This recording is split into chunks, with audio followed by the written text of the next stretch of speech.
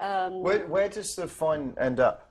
Where does I don't all that know. money go? I really don't know the answer. I don't know what to do with it. That would be an important factor in this, wouldn't it? Because in fact, if it goes back into the tax kitty, then in a sense, fair enough. Yeah. But I mean, it seems ridiculous to me. Absolutely ridiculous. For what it's worth, a tasteless one, but it was a joke. No. It was a joke. And that's it, you know, and people do tasteless jokes all the time. I mean, the Daily Mail have gone berserk over this story. It's almost as if they're an interested party in another media group. Almost. But you see, right, they've gone berserk. And Paul Dacre... You get paid by the BBC, so you can't have a go at them, can you? Paul Dacre, who edits the Mail, has said stuff about people. I mean, you talk to any Mail journalist who's even a tiny bit indiscreet. He has said stuff that would make Jonathan Ross go, I'm not defending the Daily Mail. But I don't think... No, but they've led this witch hunt. But that doesn't mean it's wrong. That doesn't mean it's wrong. You can't argue against the fact that the public was outraged, that some jokes... The public are easily whipped up by these other interested media parties. I just wish, you know, as a comedian working for the BBC, that once they would stand up, stick their neck out and go, do you know what? It was a joke.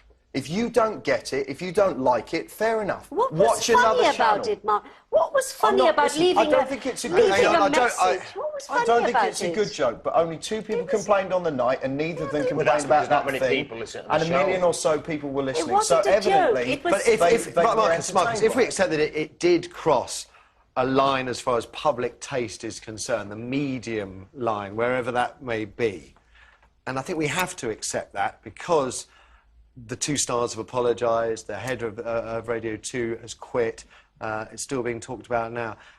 I think we have to accept it did cross a line. I'm kind of actually sympathetic to your call about BBC bosses standing up for the talent. It would just once in be a while, nice once but it is a they did. public organisation, a public service organisation that everyone has to pay for.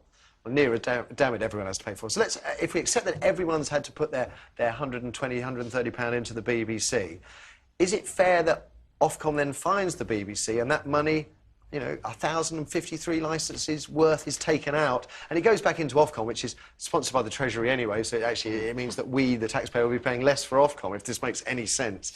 I mean, is it right that the BBC should be fined at all? For this, no.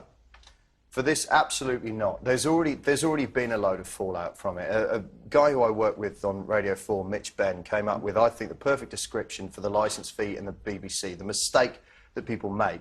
The BBC is a bus, not a taxi, right?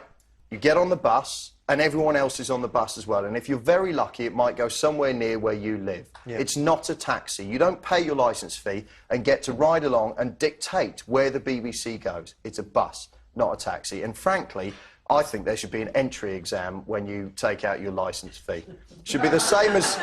You know what? If you're not grown up enough to get it and to understand that different people like different things, don't have a telly, don't have a radio. You're not qualified to be exposed to that level. Yes, but even if you accept that people are aware that they can have different things, it doesn't mean they're going to like everything that's there. Also, we don't necessarily have to have we don't have hardcore porn shown on public service television in this country. You can't just say just because they thought they were being funny. What this is about is these 2 guys were so rich and famous and successful. Well, that's and actually, snobbery, though, isn't it? Yeah, no. So they kind of thought they could get away with anything. And that's what people reacted against. The whole point of having a production team behind you is there are people there that are supposed to be legally aware. Well, I'm doing this show, there's someone sitting in another room, crossing his fingers, right, crossing his legs to keep, you know, everything inside, worried about what I'm going to say, and it's his job to ensure I'm kept on track. Somebody at the BBC let Ross Brand down, you could say, let the public down.